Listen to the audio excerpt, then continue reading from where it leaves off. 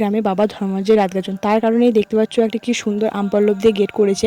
কারণ এই যে রাস্তাটি দেখতে পাচ্ছ, এই রাস্তাটি দিয়ে বাবা ধর্মরাজ আজকে যাবে নদীতে স্নান করতে। আর এটা হচ্ছে আমাদের গ্রামে বাবা ধর্মরাজের মন্দির। কিন্তু মন্দিরটি চারপাশে দেখতে পাচ্ছ কি সুন্দর প্যান্ডেল করেছে। আর ওইখানে দেখতে পাচ্ছ একটা বসার জায়গা আছে, ওইখানে ছিল হচ্ছে বানেশ্বর আর ছিল কটা ঘোড়া।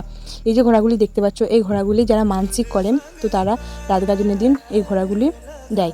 তো এই যে দেখতে পাচ্ছ আমিও ঝটাপট রেডি হয়ে চলে এসেছি 7টা সাড়ে 7টার মধ্যে। এবার আমরা সবাই মিলে যাবো বাবা ধর্মরাজকে নদীতে স্নান করতে। তো কত লোক দেখো, আর ভক্তেরাও এখানে নাম ডাকছিল। তো এই যে দেখতে পাচ্ছ কত লোক। তো প্রায় 8টা সাড়ে 8টার দিকে হালকা হালকা ঝিরিঝিরি বৃষ্টি হচ্ছিলো। আমি তো ভাবলাম দেখ আবার আগের বছরের মতো বৃষ্টি শুরু হয়ে যায় না। আগের বছরে তো এত বৃষ্টি হয়েছিল আমরা নদীতে যেতেই পারিনি। আর মাঠটাও পুরো একবারে কাদাতে ভর্তি হয়ে গেছিলো। বাবা ধর্মরাজ তো 12টার মধ্যে নদী থেকে স্নান করে একেবারে মন্দিরে চলে এসেছিলো, মাঠেও থাকতে পারিনি। তো ভাবলাম যে এবছরও যদি এরকম হয় তাহলে আমাদের পুরো গাজনটাই মাটি হয়ে যাবে। তো অবশেষে দেখলাম যে না, হালকা হালকা বৃষ্টি হয়ে থেমে গেল। তো মেঘ হালকা ধরেছিল কিন্তু বৃষ্টিটা সেরকমভাবে হয়নি।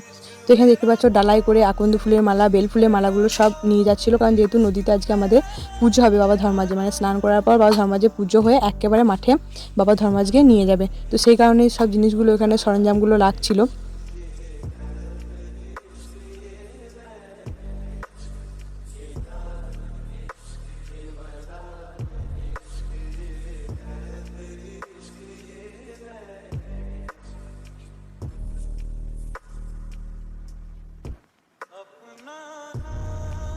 এই জায়গায় আমাদের বাবা ধর্মরাজ বেরোচ্ছে। তো এই বছর দেখতে পাচ্ছ সিংহাসনটা কতটা দারুণ সাজিয়েছে।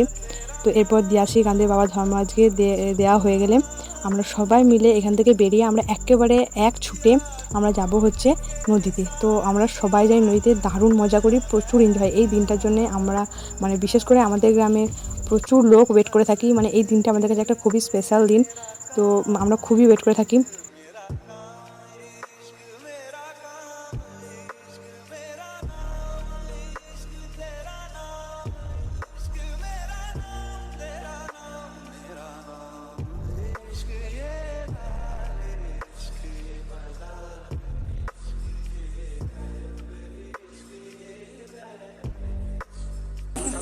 তো গাইস আমরা এসেছি হচ্ছে নদী, মানে রাত গাজনে।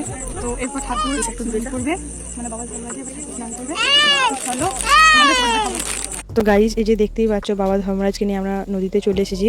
এরপর বাবা ধর্মরাজকে আর বানেশ্বরকে একটা বালির উঁচু মন্দিরের মতো করে এখানে রাখা হয়েছে।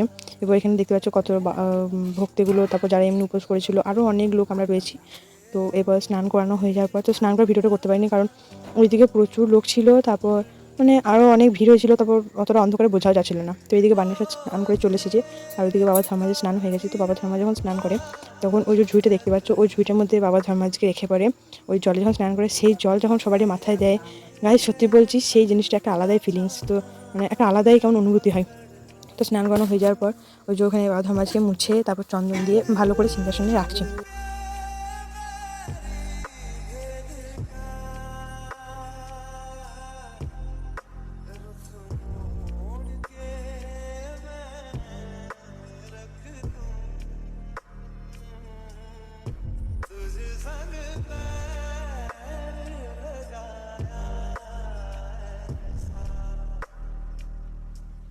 তো গাইজ আমরা একেবারে নদী থেকে তাড়াতাড়ি বাড়ি গিয়ে পরে খাওয়া দাওয়া করে আবার ড্রেস চেঞ্জ করে আবার চলে এসেছি মাঠে। তো আজকে আমরা মাঠে 3টে সাড়ে 3টে পর্যন্ত যতক্ষণ বাবা ধর্মরাজ থাকে ততক্ষণ আমরা থাকি। এই যে দেখতে পাচ্ছ বাবা ধর্মরাজ রয়েছে মাঠে।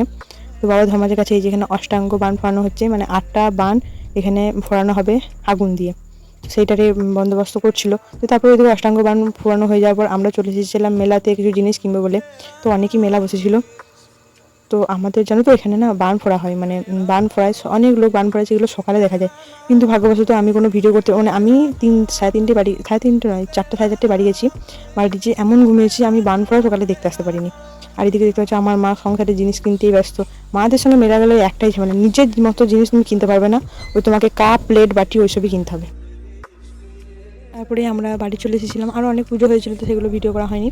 তো তারপরে আমাদের দিন গাজনের দিন, মানে রাত গাজনের পরের দিন এই যে আমাদের এখানে ভগবত কেমন গান হয়েছিল, তো সেটাই আমরা দেখছিলাম বসে বসে। প্রায় 8টা সাড়ে 8টার দিকে হচ্ছিলো, তো আমরা ঘুম থেকে উঠেই চলে গেছিলাম।